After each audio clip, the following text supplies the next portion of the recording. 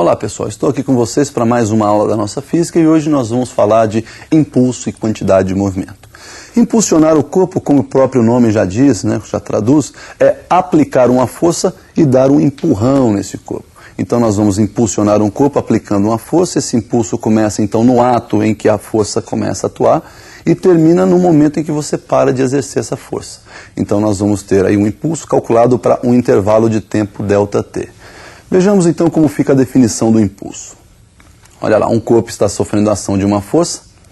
O impulso então é dado pelo produto da força pelo intervalo de tempo ΔT.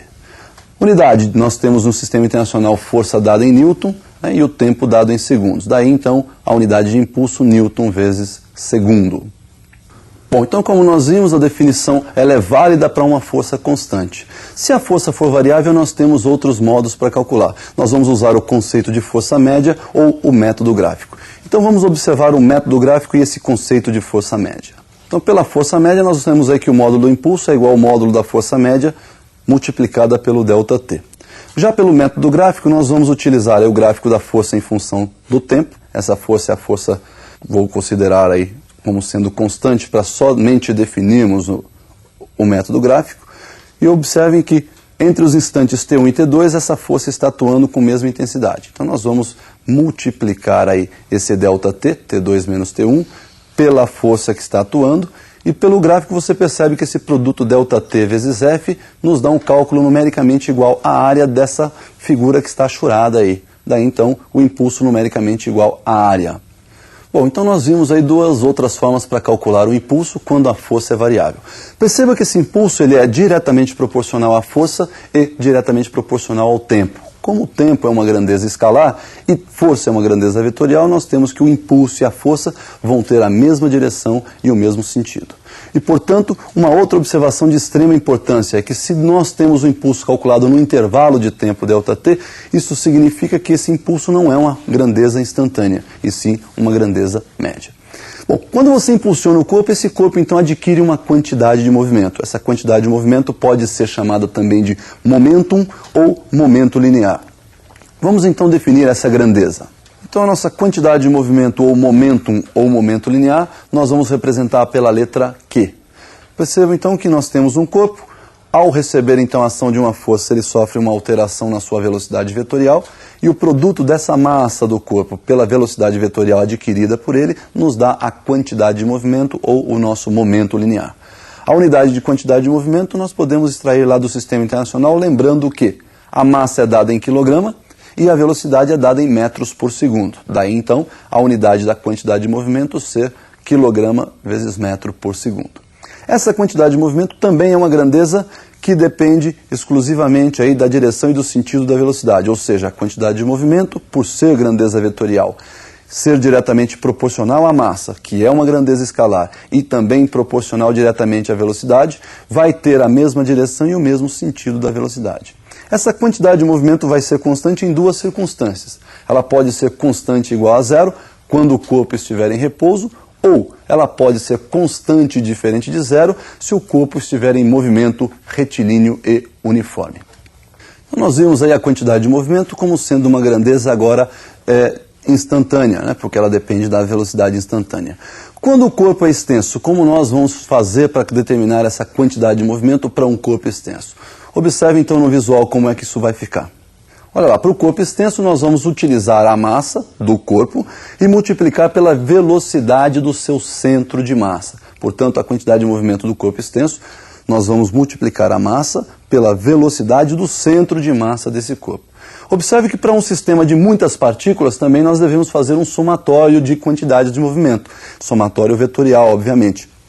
Então nós temos aí que a quantidade de movimento do sistema para várias partículas é a quantidade de movimento da primeira partícula mais a quantidade de movimento para a segunda partícula e assim por diante. Se nós tivermos N partículas, nós vamos ter então N quantidades de movimentos sendo somadas. Portanto, a quantidade de movimento do sistema é dada pelo produto da massa do primeiro, pela velocidade do primeiro, mais a massa do segundo, pela velocidade do segundo, e assim por diante, até chegarmos na massa do enésimo corpo multiplicada pela velocidade desse enésimo corpo.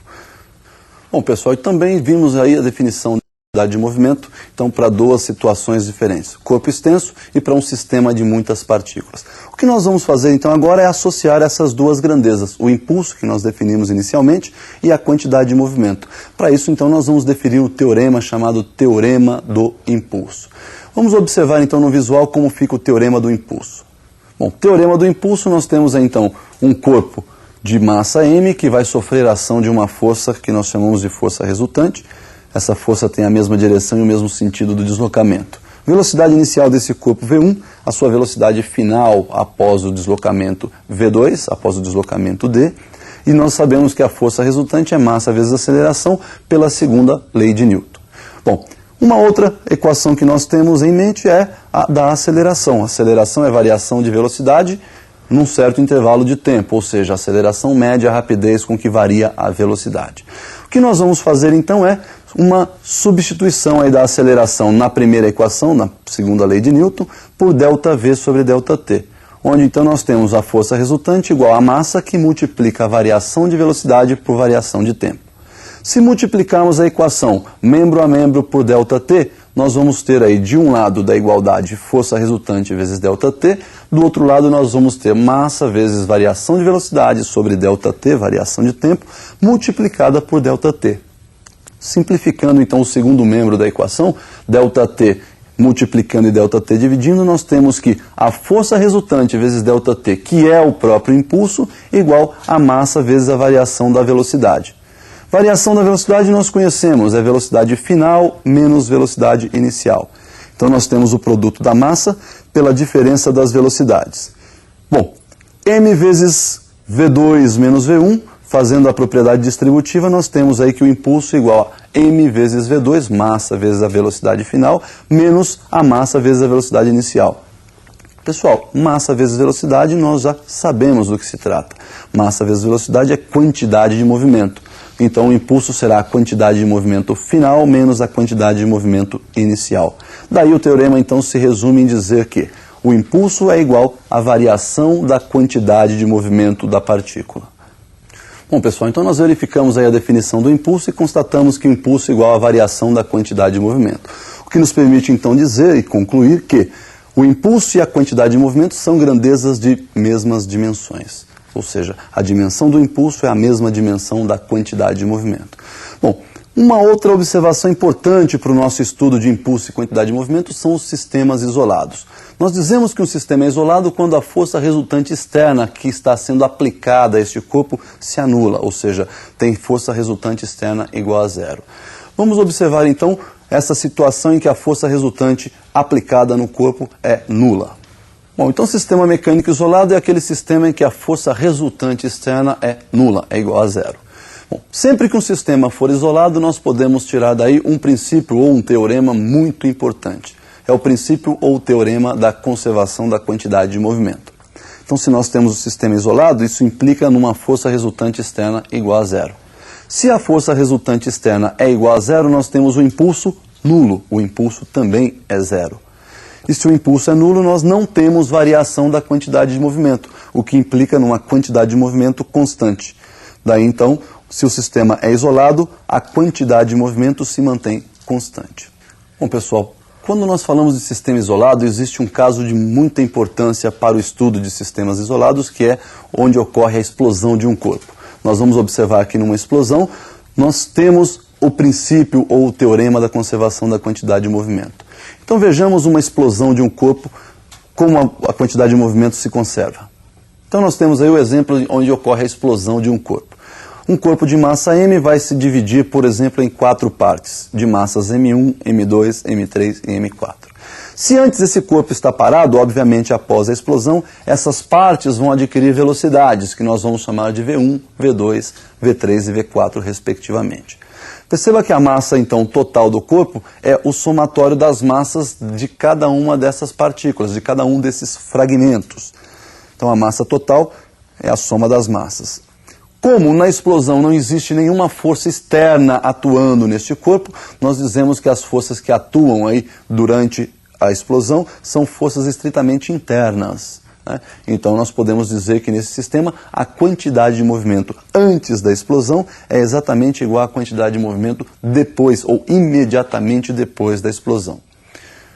Bom, um outro caso muito importante que nós temos aí para sistemas isolados é quando dois corpos sofrem uma colisão.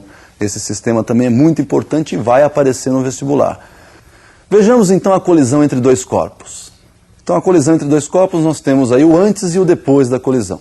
Então nós vamos imaginar aí os corpos que estão caminhando um para o outro, né? O M1 com velocidade V1, o M2 com velocidade V2, e antes da colisão então nós temos uma quantidade de movimento total do sistema, dada pelo produto da massa do primeiro corpo pela velocidade dele, mais o produto da massa do segundo corpo pela velocidade dele.